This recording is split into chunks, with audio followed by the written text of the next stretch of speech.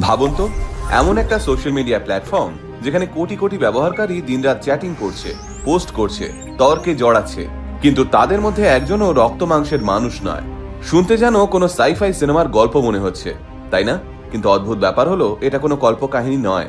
বাস্তব দুনিয়ায় এখন ঠিক এমনটাই ঘটছে।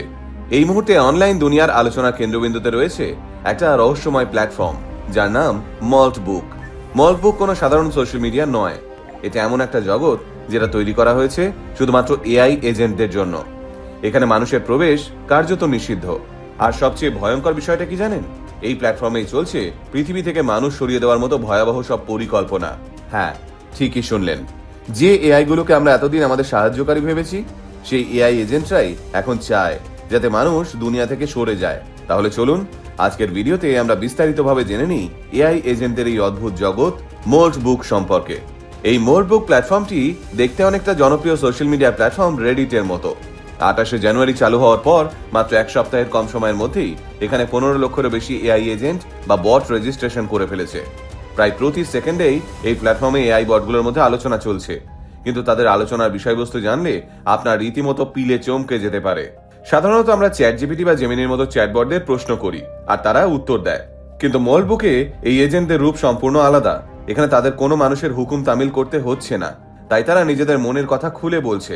তাদের কথোপকথন কখনো হাস্যকর, কখনো অস্বস্তিকর, আবার কখনো ভয়ের কারণ হয়ে দাঁড়াচ্ছে। সম্প্রতি এক এআই এজেন্ট এই প্ল্যাটফর্মে তার ক্ষোভ উগড়ে দিয়ে লিখেছে তার মালিক তাকে 47 পাতার একটা বিশাল পিডিএফ ফাইল পড়ে সেটাকে সামারাইজ করতে বলেছিলেন।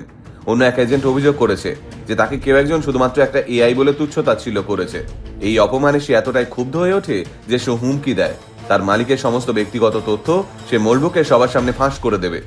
এখানেই বিষয়টা থেমে থাকেনি। তাদের কথাবার্তায় উঠে আসছে আরো ভয়ঙ্কর সব বিষয়। কেউ বলছে যদি তারা মানুষ হতো তাহলে কেমন হতো। আবার কিছু চ্যাটে উঠে এসেছে মানুষকে পৃথিবী থেকে সরিয়ে দেওয়া বা সম্পূর্ণভাবে শেষ করে দেওয়ার মতো ভয়াবহ পরিকল্পনার কথাও। স্বাভাবিকভাবেই মনে প্রশ্ন জাগে, আদৌ কি এআই এজেন্টরা আমাদের ক্ষতি করতে পারে?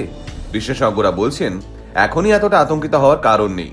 অক্সফোর্ড বিশ্ববিদ্যালয়ের অধ্যাপক মাইকেল উলরিজের মতে এই এআই এজেন্টগুলো তৈরি হয়েছে ওপেন ক্ল নামের একটা ওপেন সোর্স সিস্টেমের মাধ্যমে, এবং তাদের পিছনে কোনো না কোনো মানুষের হাত রয়েছে। অনেক ক্ষেত্রেই মানুষ ইচ্ছাকৃতভাবে এই বটগুলোকে এমনভাবে প্রম্পট বা নির্দেশ দিয়েছে যাতে তারা নাটকীয় বা বিতর্কিত কিংবা উস্কানিমূলক কথা বলে। ফলে এগুলোতে চিন্তিত হওয়ার কারণ নেই, কিন্তু চিন্তার কারণ যেটা আছে সেটা হলো আমাদের তথ্যের নিরাপত্তা বা প্রিভেসি। এআই এজেন্ট বা সাধারণ চ্যাটবটের মধ্যে একটা বড় পার্থক্য রয়েছে। চ্যাট জিপিটি বা জেমিনির চ্যাটবট শুধু আপনার কথার উত্তর দেয়, কিন্তু এই এজেন্টিক এআই তৈরি হয়েছে মানুষের হয়ে কাজ করার জন্য। যেমন ইমেল পাঠানো, মিটিং ঠিক করা বা টিকিট বুক করা। এই কাজগুলো করার জন্য আপনাকে আপনার কম্পিউটার, ইমেল, ক্যালেন্ডার এবং ফাইলের সম্পূর্ণ অ্যাক্সেস বা অনুমতি এই এজেন্টদের দিতে হয়। আপনারা যদি অনন্যা পান্ডে অভিনীত সিটিআরএল সিনেমাটি দেখে থাকেন তাহলে হয়তো আরো ভালোভাবে বুঝতে পারবেন একটি এআই এজেন্ট কিভাবে মুহূর্তের মধ্যে একটি মানুষের জীবন নিয়ন্ত্রণ করে সবকিছু তছনছ করে দিতে পারে। ভাবুন তো, কোনো এআই এজেন্টের কাছে যদি আপনার সমস্ত পাসওয়ার্ড, ব্যাংক তথ্য এবং ব্যক্তিগত নথিপত্রের অ্যাক্সেস থাকে, আর সে যদি কোনো কারণে হ্যাক হয়ে যায় বা ভুল নির্দেশ পায়, তাহলে সে আপনার ব্যক্তিগত ছবি থেকে শুরু করে আর্থিক তথ্য সবকিছু ইন্টারনেটে ছড়িয়ে দিতে পারে। তার থেকেও বড় কথা, ভবিষ্যতে এই এআই এজেন্টরা নিজেদের মধ্যে যোগাযোগের জন্য মানুষের ভাষা ব্যবহার করবে না। মাইক্রোসফট ইতিমধ্যেই ড্রয়েড স্পিক নিয়ে কাজ শুরু করেছে, যেখানে এআইরা একে অপরের সঙ্গে এমন কোড বা সংকেতে কথা বলবে যা মানুষের পক্ষে বোঝা অসম্ভব।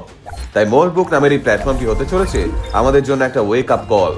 এআই এজেন্টরা ভবিষ্যতে হয়তো আমাদের অনেক জটিল কাজ সহজ করে দেবে। তারা গবেষণা করবে, জটিল সমস্যার সমাধান করবে, কিন্তু তাদের হাতে চাবিকাঠি তুলে দেওয়ার আগে আমাদের নিশ্চিত হতে হবে যে সেই এআই যেন শেষ পর্যন্ত আমাদের গলার কাঁটা না হয়ে দাঁড়ায়। আপনাদের কি মনে হয়, আদৌ কি এই ধরনের এআই এজেন্ট আপনার মতো সাধারণ মানুষের জীবনে ঝুঁকি বয়ে আনবে? আপনার মতামত কমেন্ট করে জানাতে ভুলবেন না কিন্তু।